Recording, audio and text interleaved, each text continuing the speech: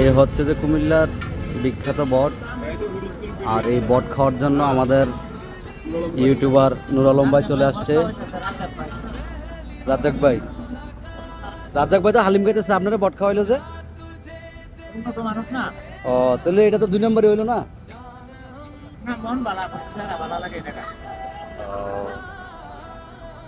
কিরে ভাই, আপনি খাইতেছেন হালিম আর ওনারা খাওয়াইছেন যে বট, এটা তো ভাই হইলো না কাজটা। আপনি ওনারাও হালিম খাওয়াইতেন।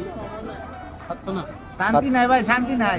চিটাং থেকে শান্তি নাই, কুমিল্লা আইছি কাজ করতে, হেনো এক গুতাগুতি আরম্ভ করছে, বুঝলেন? এটা ভাই আমরা আসলে মানে না ভাই, শান্তি আছে ঠিক, আপনি তো শান্তি ঠিকই করতেছেন। এই যে 100 টাকার হালিম, এখানে 100 টাকার হালিম বুঝছেন?